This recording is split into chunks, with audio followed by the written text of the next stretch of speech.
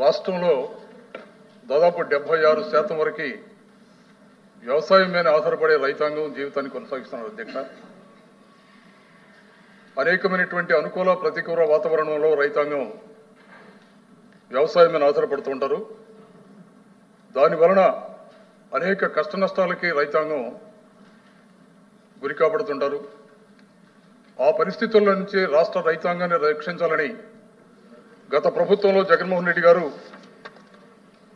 బహుశా 75 సంవత్సరాల స్వతంత్ర భారతదేశంలో ఎక్కడా లేని విధంగా, ఏ రాష్ట్రంలో కూడా లేని విధంగా ఉచిత పంట బీమా పథకాన్ని ప్రవేశపెట్టి విజయవంతంగా అమలు చేయడం జరిగింది అధ్యక్ష.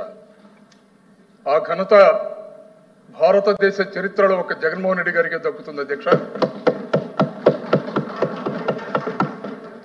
ఇచ్చిన హామీ మేరకు ఏడాదికి 20,000 పెట్టుబడి సహాయం ఇవ్వకుండా రైతు భరోసాను ఎత్తివేసి ఈ క్రాప్ ఉందో లేదో అనే పరిస్థితి తీసుకొచ్చారు సార్ అధ్యక్ష. ఇవాళ వరదల్లో పంట నష్టపోయిన వారికి అరకొర పరిహారాన్ని అందించి రైతులని తీవ్రంగా నట్టేట ముంచినటువంటి ప్రభుత్వం అధ్యక్ష ఈ ప్రభుత్వం. రవిబాబు గారు దయచేసి ఇది చెప్తాను అధ్యక్ష. ఇది రైతాంగానికి సంబంధించి మనం ఏంటంటే ప్రశ్న మీద సప్లిమెంటరీ అడగదలుచుకున్నప్పుడు మీకు కావాల్సిన క్లారిఫికేషన్ ఏంటి అడగాలి తప్ప ఈ ప్రభుత్వం కానీ ఆ ప్రభుత్వం కానీ ఏదైనా డిస్కషన్ వచ్చినప్పుడు మాట్లాడుకోండి తప్ప ప్రశ్న అవర్లో మాత్రం అధ్యక్ష సూటిగా అడగండి.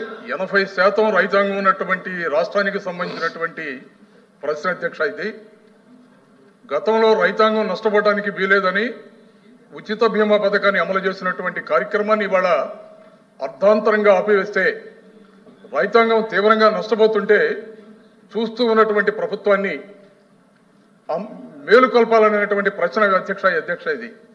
అందువల్ల దీని మీద దయచేసి మీరు ఒక్క 2 నిమిషాలు సమయం ఇవ్వాలి.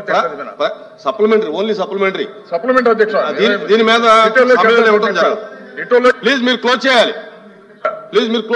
డీటెయిల్లోకి వెళ్తే చాలా క్లియర్ గా మాట్లాడాలి అధ్యక్ష. సప్లిమెంటరీ అడుగుతున్నాం అధ్యక్ష. దీని మీద ఒక్క పైసా కూడా రైతులపై భారం వేయకుండా ప్రభుత్వమే ప్రీమియం చెల్లించి బీమా సొమ్ముతో ఆ రోజు రైతాంగాన్ని ఆదుకున్నాం. 19 మధ్య కేవలం 14-19 మధ్య స్ట్రైట్ అడుగుతున్నాను అధ్యక్ష. నేను 2014-19 మధ్య కేవలం 30.8 లక్షల మంది అది రైతులే ప్రీమియం చెల్లించుకున్న తర్వాత 3,411 కోట్ల పరిహారం అందితే జగన్మోహన్ రెడ్డి గారి ప్రభుత్వ హయాంలో 2019-23 మధ్య 54.55 లక్షల మందికి 7,802 కోట్లు అందించారు. అప్పట్లో రాబాబు గారు ప్లీజ్